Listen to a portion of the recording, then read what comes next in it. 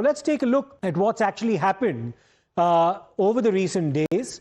Remember that this is part of a series of purges that's been undertaken in China over an extended period of time, in fact, beginning as far back as 2023. Let's also tell you now about which of the generals of the PLA have been placed under investigation in the latest purge, because like we told you earlier, since March 2023, as many as 20 generals of the People's Liberation Army have either been sacked or put under investigation. That includes General He Weidong, General Zhang Youxia, which is of course the latest in the series of purges, General Li Shangfu as well. Now let's also tell you about the charges being leveled against the top general of the PLA, Zhang Youxia, who's also, was rather, a very close aide of the Chinese Premier, Xi Jinping. Now, one of the charges against Zhang is that he leaked data on China's nuclear weapons program to the US in exchange for bribes. Now, this is entirely in the realm of what is a source-based report from the Wall Street Journal. The other charge is that he abused his authority within the top military decision-making body, and that he also formed political cliques, simply a no-go zone as far as the functioning of the Chinese Communist Party is concerned. He built networks to undermine party unity. That's the allegation that's also been leveled against him. The fourth charge is that he accepted money in exchange for official promotions as well. Now let's also focus more on General Zhang Youxia and tell us about his journey so far, because this basically encapsulates how close he was to the establishment in China. He was once considered to be a very close aide of Xi Jinping. He was also the son of a man who served with Xi Jinping's father as well, and was also one of the founding members of the Chinese Communist Party too. In December 1968, Zhang Youxia joined the People's Liberation Army at the age of 18. In 1979, he fought in the Sino-Vietnamese War, and in 1984, he proved his mettle in the Battle of Laoshan as well. He's somebody who's, of course, served in combat roles in the People's Liberation Army as well. In 2011, he attained the highest rank of general in the PLA, and between 2012 and 2017, which is a 5-year period, he served as the director of the Chinese Military Commission's Equipment Development Department. In 2017, he became the vice chairman or the second in command of the CMC. In 2022, Xi Jinping actually bypassed retirement rules to reappoint Zhang Youxia. The retirement age is 68. He was 72 in 2022, and he's now 75 at the time of his own purge. Let's also give you the reaction now that's come from the Chinese Foreign Affairs spokesperson when he was specifically asked a question regarding the fate of General Zhang Youxia. This is a one-line response to a very detailed question indeed during that press conference. Let's listen in. The Wall Street Journal reported that China's top general, Zhang Youxia, was accused of, among other things, giving nuclear secrets to the United States. I have a couple of questions on that matter. Can you confirm the accuracy of this Wall Street Journal report? Has China had any contact with the United States regarding the matter? And could these ongoing investigations in China's military have any impact on US-China military-to-military communications? Thank you.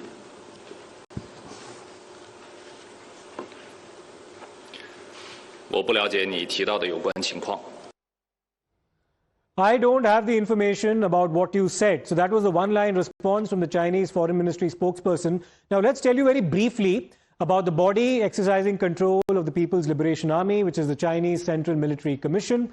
As per the 20th Chinese Military Commission established in 2022, it consisted of 7 members, including a chairman, 2 vice chairmen, and 4 members.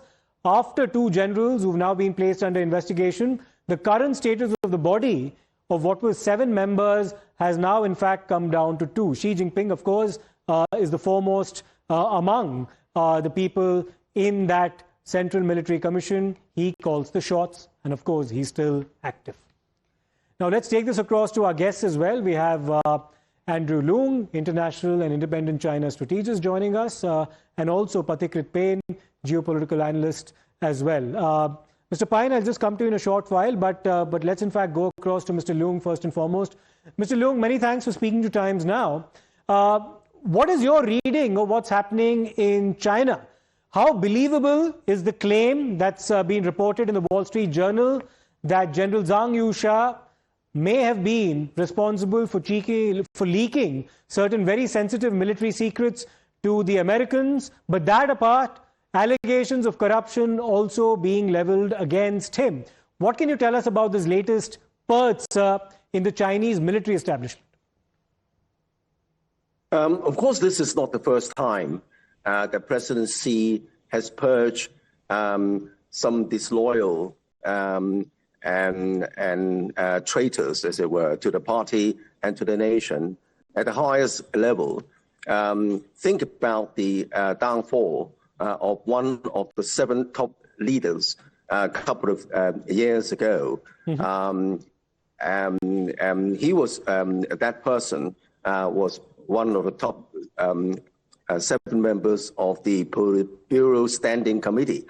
And then he was evidence, mountains of evidence to show that he amassed immense wealth through corruption, buying, accepting payment for promotions, and so on. This time around is even more unsettling, in the sense that this is the remaining top general, the second in charge of China's military commission. And in fact, all the other members of the military commission have been found guilty as well, because they're involved in collective corruption, which corrupts the core of the Chinese Communist Party, particularly involving very sensitive material like nuclear armament, missiles, and, for example, the rocket force. The leak of China's rocket force was also brought down by corruption. This shows 2 things. A, the Chinese Communist Party, since its foundation, of course, because of the concentration of power, it breeds corruption, and it is corrupt to the core. Secondly, it shows President Xi's determination to rid the party of corruption through all these campaigns. Don't forget that this is a continuing campaign. Over even 1 million party members have been brought down at various levels. So it's the determination to make the party fit for the 21st century. But let me take this across to Mr. Payne. Mr. Payne, now Xi Jinping is trying to make an example of many of these generals. This is not a purge that's now happening. It's happened since 2023. That's something that Mr. Leung also alluded to. But what's the political messaging that Mr. Xi is trying to now communicate here?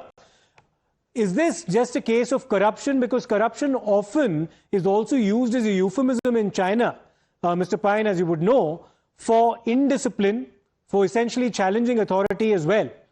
What's happening right now in China? So, Siddharth, first of all, my best wishes on the occasion of Republic Day to everyone. Yes. See, let me tell you, wherever you have this one-party rule, you have tremendous within the party power factionalism, power struggles, and power rivalries. Secondly, anybody who is part of the Chinese Communist Party, anybody who is part of the People's Liberation Army. In fact, the People's Liberation Army itself has to be part of the Chinese Communist Party. It is, yes. Its sovereign allegiance is not to China as a country, but to the Chinese Communist Party. And anybody who is the general of the People's Liberation Army has to be part of the Politburo, which means that there are internal power struggles which are of paramount level, which is always inevitable in any kind of a communist era. If you look at what used to happen between Joseph Stalin and Marshal Zhukov. Marshal Zhukov was the architect of Soviet Union's victory against the Nazi Germany. And in fact, invariably, Stalin was so apprehensive of Zhukov that eventually he even tried to assassinate him. So what happens within China, I think the corruption angle or the allegation of leak of nuclear secrets, I will take that with a pinch of salt. I don't buy that thing. But I think what happens is that such are the levels of factionalism that anybody who is at the helm of power tries to cover and surround himself with only the most trusted lieutenants. Otherwise, there is always this apprehension that a coup might happen. For example, if you compare with a country like India, India's democracy might look chaotic, disorderly, but there is an order, there's a discipline even within that chaos. Whereas in case of one-party rules, you might see a lot of semblance of discipline and order on the face of it, but within that, there are a lot of upheavals. My last point, Xi Jinping's third term as the secretary or the party or the president of China is unprecedented. No one actually got that except for Mao Zedong, perhaps. Now, there are pressures. Probably Xi Jinping wants within his third term to take over Taiwan. Maybe there are certain elements who have said that, look, what has happened with the Ukraine-Russia war, it will not be prudent. So whether that is also an angle, we have to wait and watch for what's happening. Could this have been an outcome of disagreements? That's the point that you're trying to also bring forth. Mr. Liuing, let me come to you on this, because yes, on the surface, it appears that this is the purge against corruption, and that's at least how Xi Jinping would want to communicate this to the rest of the world. But is there also a power struggle afoot within the Chinese military establishment and possibly within the Chinese Communist Party as well? Did Xi Jinping see these generals as potential threats, which is why he's now systematically getting rid of rival power structures within the larger political establishment in China? That's the question that needs to be asked. Apart from, of course, allegations of corruption or the leaking of military secrets, were there necessarily excuses to get rid of rivals within the establishment? So is the question for me? Yes, Mr. Leung, it is to you. Okay, thank you. Well, I think there is a great deal of misunderstanding how the Chinese Communist Party works. Don't forget that President Xi wasn't dropped down from a helicopter, nor was the winner of an open fight. Of course, there was a secret competition to get the top job, but the top job represents a decision of a collective decision of the party elites. Someone who can serve the best interests of the party, sustain its legitimacy, and take China forward. So at the moment, of course, why President Xi was putting himself in charge of everything, so as to earn the acronym of chairman of everything, is because of this huge corruption that corrupts the core of the Chinese Communist Party, and this threatens its sustainability and legitimacy, and hence he has got to have power to control of all the levers, so as to root out the corruption. Secondly, also, there was an accusation of cliques, but these cliques are not rival for the top job. These cliques are small camps just for corrupt practices, feathering the nests of those in the clique. And hence, we are not seeing any kind of emerging kind of rival power in China. Thirdly, the great misunderstanding about the legitimacy of the Communist Party. Of course, as the previous Prime Minister Winston Churchill said, democracy is perhaps everything has been tried. Is about this perhaps the second best system, except there is no better one.